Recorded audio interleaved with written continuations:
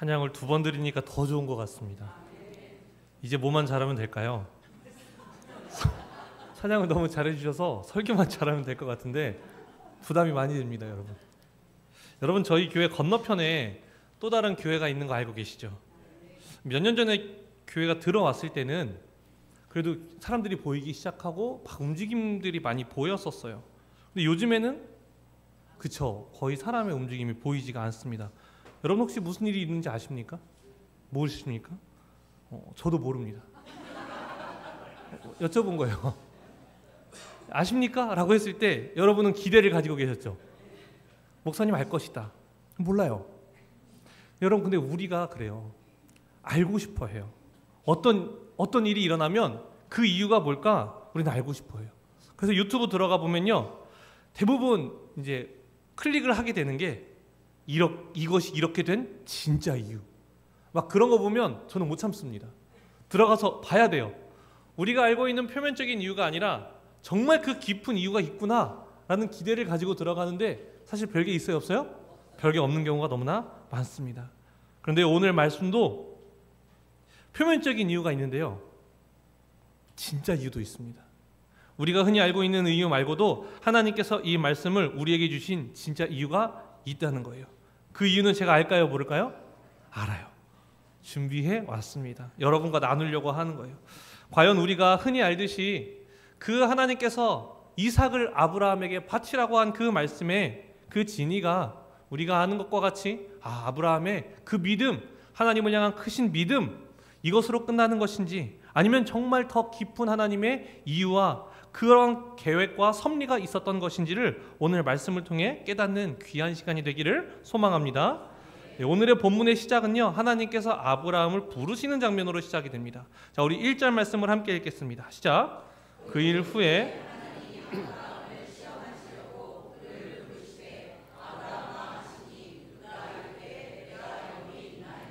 아멘. 하나님께서 아브라함아 라고 부르십니다. 자, 그러니까 아브라함이 어떻게 대답합니까? 내가 여기 있나이다. 저는 이 내가 여기 있나이다가 너무 감동이 되는 거예요.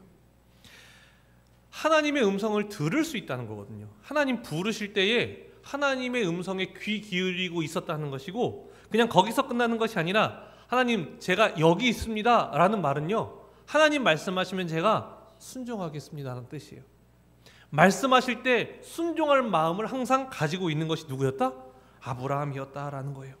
자, 그런데 하나님께서 그런 아브라함을 왜 부르셨다고 이야기합니까? 1절에 보면 그 일 후에 하나님이 아브라함을 시험하시려고, 하나님이 아브라함을 부르신 이유가 시험하시려고 부르셨다는 거예요. 자, 그런데 우리는 예수님이 우리에게 알려주신 그 기도가 있지 않습니까? 우리가 주님의 기도라고 말하는 그 기도, 거기서 어떻게 이야기합니까? 우리를 시험에 들게 하지 마시옵고라고 이야기한다고요.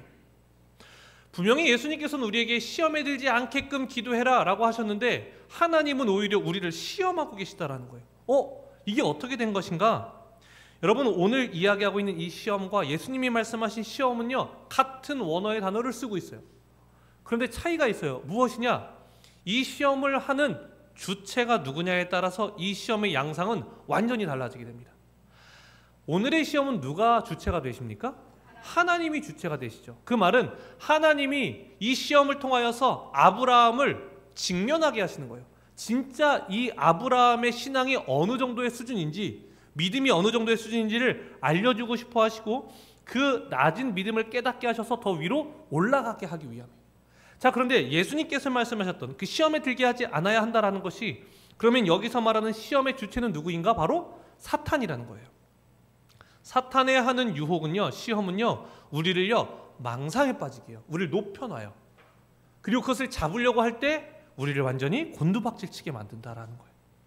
그러니까 하나님께서 여기서 우리에게 하시려는 것은 우리를 더 선한 길로 인도하시기 위해서 시험하시는 것이라고 바라보면 되는 거예요. 목적이 선하기 때문에 하나님의 시험은 언제나 선합니다. 자, 어떤 시험을 통해서 직면하게 하시는가? 우리 2절 말씀 함께 읽겠습니다. 시작. 여호와께서 이르시되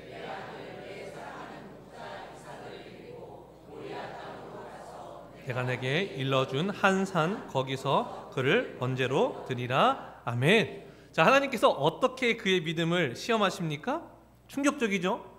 부모가 자식을 어떻게 해야 돼요? 하나님께 바쳐야 되는 거예요. 그것도 무엇으로 바쳐야 돼요? 번제로. 여러분, 번제가요 어떻게 하는 거죠? 태우는 겁니다. 소제, 화목제, 속죄제, 속건제, 나머지 제사들은요 제사를 드릴 때 일부를 남겨놔요. 그런데 번제는요 다 태웁니다. 그래서 번제가 가지고 있는 의미는요 온전함이라는 의미를 가지고 있어요. 하나님께서 이삭을 번제로 드리라는 말씀은 이삭 너의 아들을 온전히 하나님께 드리라 라는 말이에요. 근데 이 과정이 어떤지 아십니까? 번제는요 여러분, 첫 번째로 제물을 죽여야 합니다. 그리고요 가죽을 벗겨야 돼요. 그리고 그 다음은요 각을 떠야 돼요. 그리고 그 각을 뜬 모든 것들을 하나님 앞에서 불태워 드려야 되는 거예요. 누가? 아브라함이. 누구를? 이삭을. 하나님께서 아브라함에게 말씀하신 것이 바로 이것이었다고요. 100세에 낳은 아들이에요.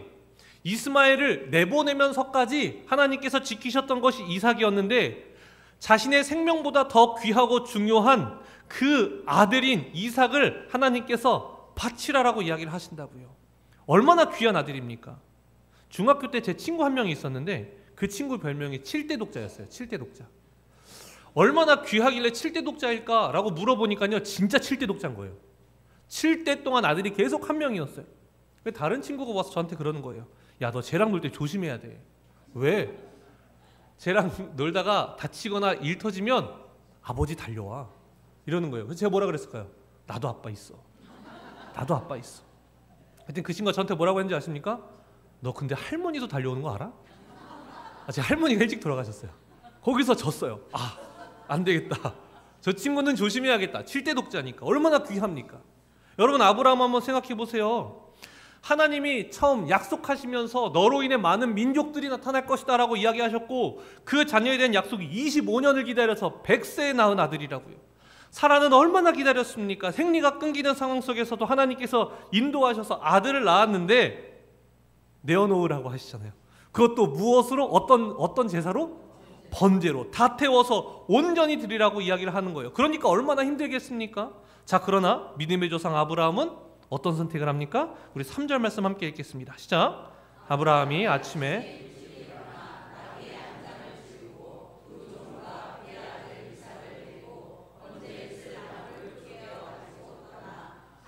자기에게 일러주신 곳으로 가더니 아멘. 순종했습니까? 순종하지 않았습니까? 순종했어요. 순종했어요. 자, 그러나 그 순종의 과정을 우리가 봐야 해요. 아침에 일찍 일어났다고 이야기해요. 왜요? 너무 상쾌해요? 아니죠. 아들을 내 손으로 죽여서 가죽을 벗겨서 각을 떠서 태워버려야 하는 날이 도래하니까요. 잠이 와요? 안 와요? 안 와요.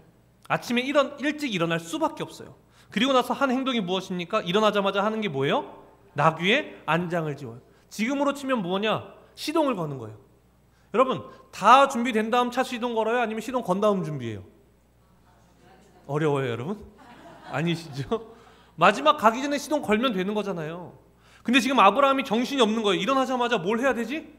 나귀 안장부터 지워놓고 그 다음에 종을 불러요. 그 다음에 이삭을 불러요. 그리고 번제에 쓸 나무들을 쪼개어서 막 준비를 하는 거예요. 그거 다 하고 안장 지으면 되잖아요. 근데 지금 정신이 없는 거예요. 왜요? 아들을 이제 더 이상 볼 수 없을 수도 있으니까 아들을 죽여서 하나님께 바쳐야 되니까 그 마음이겠습니까? 정신이 없는 거예요, 여러분. 근데 여러분, 의아하지 않습니까? 아무리 아브라함이라 한다 할지라도 그 말씀을 하시는 하나님도 이상한 것 같고 그것을 순종하는 아브라함도 이상한 것 같고, 근데 왜 아브라함이 이삭을 하나님께 바치려고 하는지 아십니까? 바칠 수 있는지 아십니까? 그게 히브리서 11장에서 설명을 합니다. 우리 함께 읽도록 하겠습니다. 시작. 그가 하나님이 능히 이삭을 죽은 자 가운데서 다시 살리실 줄로 생각한지라. 비유컨대 그를 죽은 자 가운데서 도로 받은 것이니라. 아멘. 아브라함은 어떤 믿음을 가지고 있었어요? 하나님이 이삭을 어떻게 하실 것이다? 다시 살려주실 것이라는 믿음을 가지고 있었어요.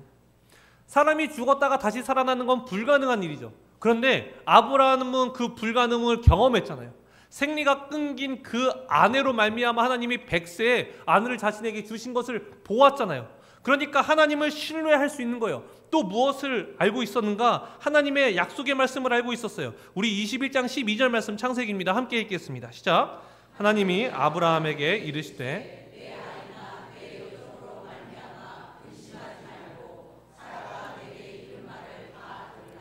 이삭에게서 나는 자라야 내 씨라 부를 것임이니라. 아멘. 자, 하나님께서 말씀하셨던 것, 이삭에게서 나는 자라야 내 씨라 부를 것이다. 이삭에게서 나는 자라야, 이 말은 뭐예요? 이삭을 통해서 반드시 자녀들이 나올 것이라는 말이에요. 불가능을 가능케 하시는 하나님이시고 또 하나님께서 이삭을 통해서 이 모든 것들을 이룬다고 말씀하셨으니까 하나님이 바치시라 하면 하나님께서 이삭을 다시 어떻게 해주실 것이다? 살려주실 것이다. 이것을 믿고 있었던 것이 아브라함이라는 거예요. 그렇기 때문에 어떻게 합니까? 우리 9절 말씀 함께 읽겠습니다. 시작. 하나님이 그에게 일러주신 곳에 이른지라. 이에 아브라함이 그곳에 제단을 쌓고 나무를 버려놓고 그의 아들 이삭을 결박하여 제단 나무 위에 놓고. 아멘. 제단을 쌓습니다. 제사를 드리기 위함이죠. 나무를 버려놓습니다. 번제를 드리기 위함입니다. 그의 아들 이삭을 결박하였습니다. 왜요? 죽이고 가죽을 벗기고 각을 떠야 되기 때문에 그런 거예요.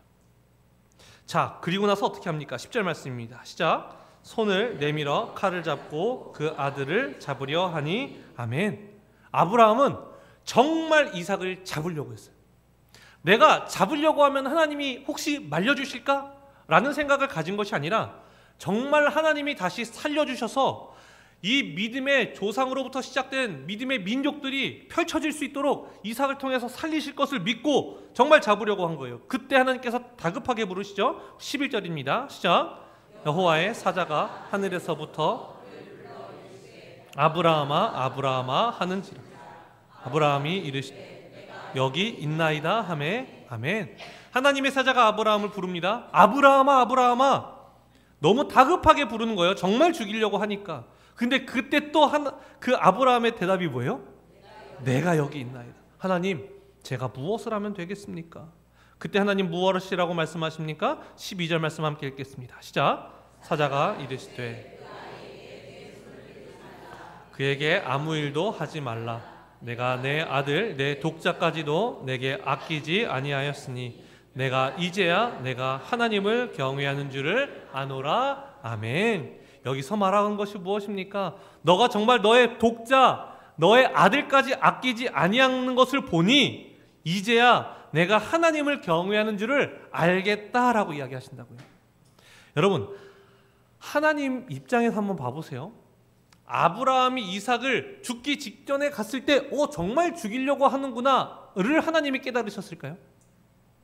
아니죠.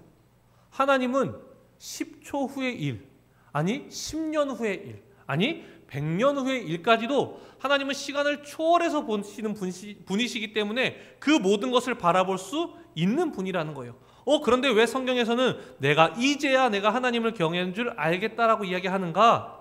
우리와 교제하는 거예요. 하나님이 우리의 입장에서 우리의 시각에서 함께 대화하시는 겁니다. 그런데 여러분, 사실 진짜 정말 아브라함이 하나님을 경외하여서 아들을 드릴 수 있는 자였구나를 깨달은 것은 누구일까요? 아브라함 자신이라는 거예요. 여러분, 우리는 이런 경우들을 볼 때가 있습니다. 정말 내가 할 수 있다고 생각했는데 막상 그 순간이 됐을 때 할 수 없을 때가 있어요. 나는 할 수 없다고 생각했는데 막상 해보니까 할 수 있을 때도 있어요. 내가 살을 뺄 수 있을 것이다 생각했는데, 왜 웃으시죠? 살을 뺄 수 없는 순간이 나에게 도래한다라는 거예요. 도적같이 찾아오죠. 그렇죠? 여러분, 우리의 고백이 진짜냐 아니냐는 고백으로 판단하고 결정하는 게 아니에요. 상황을 통해서 결정되는 거예요. 그 상황을 통해서 내가 진짜 할 수 있는지 없는지가 드러난다고요. 여러분, 제가요, 제 인생에서요, 가장 큰 포부를 가지고 하나님 앞에 결단했다가 완전히 무너진 적이 있었어요. 그게 언제였느냐? 딱 10년 전입니다. 시간도 비슷하네요. 15년도 8월 4일. 여러분, 어떤 일이 있었는지 아십니까? 북한에서 그 목함 지뢰 도발이 터진 적이 있었어요. 목함 지뢰 도발 사건이 있었습니다. 제가 그때 GP장으로 있었고 그 사건이 일어난 게 바로 오른쪽에 있던 GP에 서 있었어요. 그게 북한이라는 소행이 밝혀지니까요, 난리가 났어요. 저희는요, 저희가 가지고 있던 모든 물자들을 다 꺼내서요 끌어안고 잠을 잤어요. 한 2주 동안 벙커에서만 지냈어요. 주먹밥 먹으면서. 왜냐? 북한군이랑 저희랑 굉장히 서로가 누군가라도 한 발이라도 쏘면 정말 다 쏟아 부을 기세로, 연대장님의 말씀으로는 F-15기가 준비하고 있을 정도로 아주 심각한 상황이었다는 거예요. 왜요? 우리 DMZ 내에서 우리 군인 2명의 발목이 그 지로 인해서 없어졌기 때문에, 그렇게 부상을 당했기 때문에 저희도 긴장하고 그들도 긴장하고 있었다라는 거예요. 그러니까 상급 부대에서 밤마다 화상회의를 열어서요 GP장들에게 보고를 하겠어요. 어떤 상황인지, 어떤 결단인지. 그러니까 막 GP장들이 다 보고하는 거예요. 저 적들을 경멸하겠습니다. 한 발이라도 날아오는 순간 우리의 활용 가능한 모든 화기를 동원해서 적 GP를 없애버리겠습니다. 이런 결단들을 막 얘기했어요. 저도 마찬가지였습니다. 근데 그때는요 제 안에 정의감이 막 불타오고 있었어요.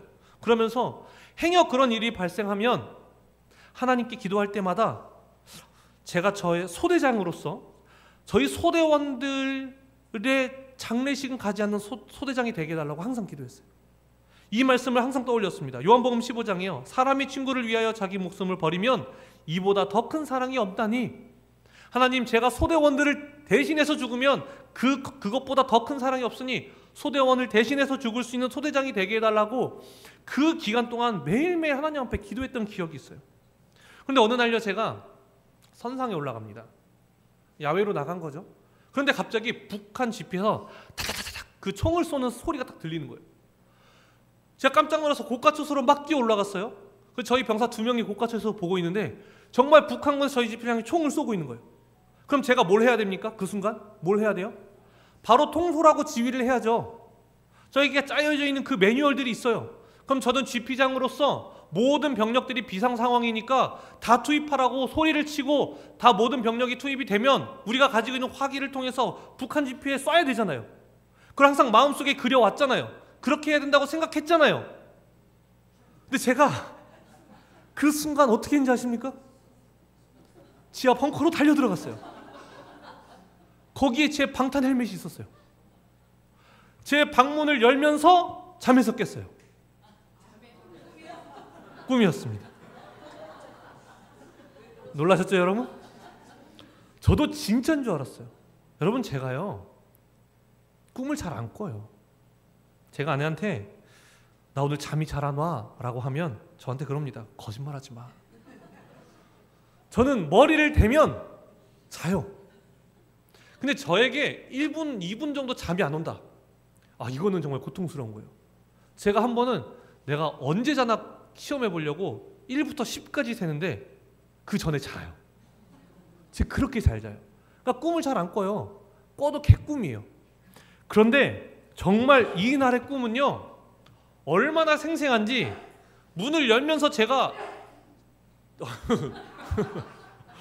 잠에서 깼는데 심장이 쿵쿵쿵쿵쿵쿵 뛰고 있는 거예요. 진짠가? 문을 열면서 깼으니까 진짠가? 이런 상상이 들 정도로, 착각이 들 정도로. 여러분, 저는요 정말 병사들을 위해 대신 죽어줄 수 있는 소대장인 줄 알았어요. 그 상황이 오니까요 제가 결코 그럴 수 없는 사람이라는 걸 깨달았다는 거예요. 예수님의 제자들이 어땠을까요? 베드로 어떻게 고백했습니까? 예수님, 모든 제자들 다 떠나도요 저는 절대 떠나지 않겠습니다. 그런데 어떻게 해요? 예수님을 뒤를 따라가면서 쳐다보다가 몇 번을 부인해요? 3번이나 부인하는 모습을 보이지 않습니까? 여러분, 하나님께서 우리에게 상황을 허락하시는 이유는 진짜 너의 모습이 무엇인지를 보라는 거예요. 너의 진짜 믿음의 수준이 지금 어디까지 와 있는지를 보라고 우리에게 상황을 허락하신다고요. 그런데 우리는 그 상황 속에서 어떻게 됩니까? 무너지잖아요. 넘어지잖아요. 그럼 뭘 봐야 돼요? 내 믿음이 이렇게 하찮구나, 내 믿음이 별거 없구나를 깨달아야 되는데 그때 내 탓을 하고 싶지 않으니까 누구 탓을 해요? 하나님을 원망한다고요. 하나님, 제가 이렇게 열심히 했는데 어떻게 저한테 이러실 수 있습니까? 우리의 방향이 너무나 잘못됐어요. 그 상황을 통해서 내 믿음이 무엇인지를 깨닫고 하나님께 나아가야 하는 거예요. 그런데 여러분, 아브라함은요 하나님께서 이삭을 바치라는 그 상황을 허락하셨을 때에 너무나 정신없고 혼란스럽고 힘든 상황 속에서도 하나님의 말씀을 지키는 사람이었다라는 거예요. 그 믿음이 있는 사람이 아브라함이었다라는 거예요. 너무나 힘들었지만. 그런데 여기서 우리는 한 걸음 더 들어가야 됩니다. 우리가 표면적으로 보면 이것이 마치 아브라함의 믿음이 얼마나 대단한 것인가를 보게 하는 말씀인 것 같지만 우리는 여기서 이런 질문을 던져야 돼요. 왜 하나님은 하필 여러 시험이 있을 수 있는데 그 중에서도 자신의 아들 이삭을 내어주라는 그 시험을 주셨는가? 그 이유가 있다는 거예요. 진짜 이유가 있다는 거예요. 여러분 무엇인지 아십니까? 하나님은 아브라함에게 이삭을 바치라고 하시지만 결국 하나님께서 말리세요, 안 말리세요? 말리시죠. 그런데 하나님은요, 자신의 아들을 말리지 않고 내어주셨다는 거예요. 하나님은 아브라함을 멈추게 하셨지만 하나님은 자신을 멈추지 않고 자신의 아들 예수 그리스도를 우리에게 내어주었다는 거예요. 이 말씀을 통해 우리에게 그것을 깨닫게 하는 거예요. 아브라함에게 주어진 이 상황, 부모가 있는 우리의 마음은 어떻습니까? 자녀가 있는 우리의 마음은 어때요? 부모로서 이입이 되잖아요. 이 상황 가운데 있으면 나는 어떻게 했을까? 고통스럽잖아요. 그리고 그 시선을 이제 누구에게 옮기라고요? 하나님에게로 옮기라고요. 하나님은 얼마나 힘드셨을까? 하나님은 자신의 아들 예수 그리스도를 내어주는 게 얼마나 고통스러우셨을까? 아브라함이 일어나자마자 잠도 안 와요. 일어났어요. 안장을 치워요. 어떻게 해야 될지를 모르겠어요. 그것이 하나님의 마음이었다는 것을 우리에게 이 상황을 통해서 알려주시는 거예요. 이 똑같은 상황을 경험하게 하시고 내가 아들을 내어주는 것이 그렇게 힘들었다는 걸 우리에게 깨닫게 하신다는 거예요. 여러분, 그렇기 때문에 오늘 본문은요, 계속해서 예수님을 예표하는 장면들이 있어요. 우리 2절 말씀 다시 한번 읽겠습니다. 시작. 여호와께서 이르시되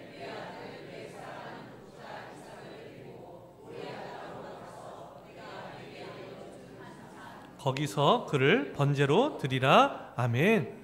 하나님께서 내 아들, 내 사랑하는 독자를 데리고 바쳐라라고 이야기하시죠. 사랑하는 독자. 독자 누굽니까? 하나님에게는 독생자 예수 그리스도를 나타내는 거예요. 그리고 사랑하는 아들이라고 표현하시죠. 마찬가지입니다. 마태복음 3장 17장에서 예수님이 공생애를 시작하셨을 때 하나님이 어떻게 말씀하셨습니까? 함께 읽겠습니다. 시작. 하늘로부터 소리가 있어 말씀하시되 이는 내 사랑하는 아들이요 내 기뻐하는 자라 하시니라. 아멘. 하나님이 동일한 표현을 쓰세요. 아브라함을 향해서 이삭에게 내 사랑하는 독자라고 하시고, 마찬가지로 하나님께서 예수님을 향해서도 내 사랑하는 아들이라는 표현을 쓰시는 거예요. 동일한 상황 가운데 있게 하시고 하나님은 내어주셨다는 걸 얘기하는 거예요. 또한 2절에 보면요, 여러분, 모리아 땅으로 가서 내가 내게 일러준 한 산 거기서 그를 번제로 드리라라고 말씀하시죠. 모리아에 있는 한 산에서 번제로 드리라 말씀하십니다. 그곳에서 나중에 어떤 일이 일어나는지 아십니까? 역대하 3장 1절 말씀 함께 읽겠습니다. 시작. 솔로몬이 예루살렘 모리아 산에 그곳은 전에 여호와께서 그의 아버지 다윗에게 나타나신 곳이요 여부스 사람 오르난의 타작마당에 다윗이 정한 곳이라. 아멘. 여러분, 솔로몬을 통하여서 성전이 지어지는 곳이 어디라고요? 모리아산. 위에서도 동일하게 말씀하시지 않습니까? 모리아 땅의 한 산. 이삭을 바치라 하셨던, 그래서 아브라함이 순종했던 바로 그 땅에 무엇이 지어져요? 성전이 지어지고 이곳이 바로 예루살렘 성읍이 되는 거예요. 그런데 여러분, 시간이 지나고 이곳에서 예수님이 십자가를 지신다는 거예요. 하나님은 아브라함에게는 이삭을 결국 바치지 않게 하시지만 시간이 지나서는요, 자신의 아들을 우리를 위해서 내어주신다는 거예요. 여러분, 이삭은 바치지 않게 하셨죠. 그래서 준비하신 제물이 있었다고 이야기하죠. 그것이 무엇이었습니까? 우리 13절 말씀 함께 읽겠습니다. 시작. 아브라함이 눈을 들어 살펴본즉 숫 뒤에 있는데 뿔이 숫풀에 걸려 있는지 아브라함이 가서 그 숫양을 가져다가 아들을 대신하여 번제를 드렸더라. 아멘. 숫양입니다. 숫양이 예비되어 있었어요. 그것이 곧 누구입니까? 예수 그리스도라고요, 여러분. 여러분, 이 말씀을 통해서 정말 우리에게 하나님이 주고 싶은 마음은 무엇이었을까요? 이 말씀을 통해서 정말 우리가 깨닫기를 바라는 마음은 하나님이 무엇이었을까요? 너희가 받은 사랑, 너희가 입고 있는 그 예수 그리스도의 보혈로 지어진 그 정결한 옷, 그것이 내가 결코 쉽게 준 게 아니라 아브라함과 같이, 아브라함이 잠을 설치고 안장을 먼저 지어서 정신없는 상황 속에서 그 아들을 나에게 바치려고 했던 것과 같이 나도 너희에게 내 아들을 내어주는 것이 너무나 고통스러웠고 너무나 힘들었다는 것을 알라고 하나님께서 우리에게 알려주시는 거예요. 이 말씀을 통해서 그 하나님의 마음에 공감하라고, 그 하나님의 마음이 얼마나 아팠는지를 깨달아야 한다고. 왜요? 그렇게 되면 어떻게 됩니까? 하나님이 우리에게 주신 그 예수 그리스도가 얼마나 값진 것이었는지. 우리 이제 너무 익숙하잖아요. 예수님이 당신을 위해 돌아가셨습니다 라고 하면 우리 어떤 마음 들어요? 그러셨나 보다. 우리 이제 별 감흥이 없잖아요. 그러나 얼마나 힘들고 고통스럽게 하나님께서 그 아들을 내어주셨는지를 우리에게 이 아브라함에게 상황을 주심으로 말미암아 깨닫게 하시고 공감되게 하셔서 하나님의 마음을 공감하게 하시지 않습니까? 그거를 위해서 오늘 말씀을 우리에게 주셨다라는 거예요. 여러분, 아들을 내어주는 것, 자녀를 내어주는 것은 너무나 어렵고 힘든 일입니다. 작년 이맘때였습니다. 제 몸에 점 하나가 커지는 것을 발견했고 피부과에 갔죠. 그때 이 얘기했습니다. 흑색종일 가능성이 높습니다. 언제 커졌습니까? 한 달 안에 커졌습니다 라고 얘기하니까 이거 암일 수 있으니까 빨리 큰 병원을 가보라고 얘기하더라고요.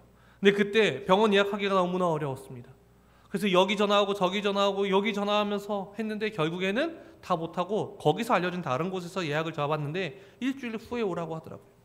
일주일 동안 하나님 앞에 계속 기도할 때에 어떤 기도가 나왔을까요? 살려주시옵소서라는 기도보다는 자녀들을 위한 기도가 계속 나왔습니다. 저는 아버지와 함께 지금도 살고 있지만 같은 집에 사는 건 아니지만 아버지가 언제나 저의 삶에 있으셨죠. 제가 아버지로부터 느끼는 그 안정감이 있죠. 근데 제가 만약에 죽게 되면 첫째 아이와 뱃속에 있는 둘째가 그 아버지의 안정감을 누리지 못하게 됐던 거잖아요. 계속해서 자녀들을 위한 기도가 나오는 거예요. 하나님 살려주세요란 기도보다는 자녀들을 위한 기도. 아내를 위한 기도가 적었던 것은 대체제가 있잖아요. 남편은 대체할 수가 있잖아요. 아니에요, 여러분? 아버지는 대체할 수 있었어요. 아버지는 대체할 수가 없잖아요. 아버지는 대체할 수가 없잖아요. 그래서 그때 그렇게 자녀들을 위한 기도가 나오더라고요. 부모의 마음이 그렇습니다. 부모의 마음이 그렇더라고요. 자녀가 힘든 것보다 내가 힘든 게 낫고, 자녀에게 안 좋은 일이 있는 것보다 차라리 나에게 안 좋은 일이 있는 것이 좋은 것. 하나님의 아들을 내어주신다. 자신의 아들을 내어주신다. 그 아들이 이 땅 가운데 성육신해서 그 십자가를 지는 삶이 얼마나 고되고 고달프고 억울하고 힘든지를 아는데, 그런 아들을 내어주시는 그 하나님의 마음이 얼마나 아프고 힘드셨을까를 우리가 공감하지 못하는데, 이 상황을 통해서 아브라함을 통해서 하나님의 마음에 공감하게 하시고, 그 공감함을 통해서 우리가 받은 예수 그리스도의 보혈이 얼마나 값지고 감사한 것인지를 깨닫게 하셨다는 것을 깨닫게 하기 위하여서 우리에게 이 말씀을 허락하셨다는 것을 여러분 우리가 기억해야 한다는 거예요. 우리는 상황을 통해서 그 사람과 공감할 수 있습니다. 그 상황 가운데 있지 않으면 우리는 그 사람을 사실 온전히 공감하기가 너무나 어렵다라는 거예요. 여러분, 우리를 향한 하나님의 사랑이 얼마나 큰지 무엇을 통해서 확인할 수 있는지 아십니까? 우리가 누군가를 사랑해 보면 돼요. 그러면요, 정말 그 사람을 사랑할 수 없는 나를 발견하게 돼요. 하나님의 용서가 얼마나 큰지를 알려면 내가 그 용서의 상황으로 들어가 보면 돼요. 내가 그 사람을 얼마나 용서하지 못한 나를 발견하면 어떻게 하나님은 이런 나를 용서해 주셨을까를 바라보게 된다고요. 나의 낮음과 하나님의 크심을 바라보게 되면서 내가 얼마나 큰 사랑을 받았고, 내가 얼마나 큰 용서를 받았고, 내가 얼마나 큰 은혜를 받았는지를 깨닫게 된다고요.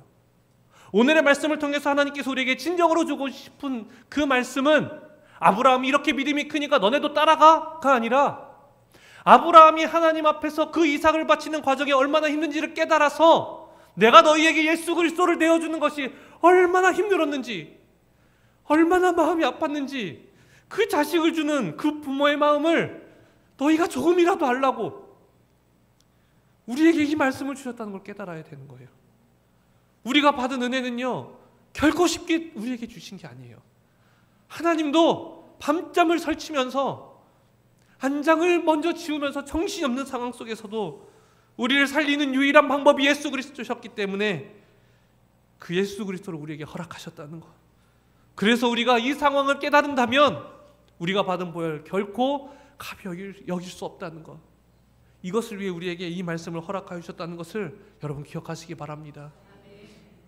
이걸 깨달으면 하나님의 보혈이 얼마나 크신지, 주님의 사랑이 얼마나 큰지를 깨달을 수 있게 됩니다. 사랑에 동참하는 우리가 되길 소망합니다. 그러면 하나님의 사랑이 얼마나 큰지 깨닫게 됩니다. 용서에 동참하는 우리가 되길 원합니다. 그러면 하나님의 용서가 얼마나 큰지를 깨닫게 됩니다. 그리하여서 하나님의 크고도 높으신 그 사랑과 그 용서와 그 긍휼하심과 그 자비와 인자를 매일매일 경험하며 살아가는 하나님의 자녀들이 되시기를 간절히 소망합니다. 기도하겠습니다. 사랑의 주님, 우리가 어쩌면 하나님의 사랑을 모르는 이유는 누군가를 사랑하려고 하지 않기 때문일지 모르겠습니다. 하나님의 용서가 얼마나 크신지 우리가 깨닫지 못하는 이유는 우리가 누군가를 용서하지 않기 때문일지 모르겠습니다. 하나님, 우리에게 이 아브라함의 이야기를 통하여서 하나님의 마음이 어떠한지, 하나님이 우리를 향하신 사랑이 얼마나 크신지를 깨닫게 하셨사오니 하나님, 우리도 이제 사랑에 동참하여서 하나님의 사랑이 얼마나 크신지를 깨닫고 그 사랑을 이 땅 가운데 전하며 살아가는 하나님의 자녀들 되게 하여 주시옵소서. 그러나 이 땅 가운데 그 사랑을 전하는 것이 나의 것을 내어주는 것이 아니라 오히려 사랑을 전하면 전할수록 하나님의 사랑이 얼마나 크신지를 깨닫며 그 사랑을 경험하며 살아가는 하나님의 자녀들로 우리를 인도하여 주시옵소서. 예수님의 이름으로 기도드립니다. 아멘. 이 시간 하나님 앞에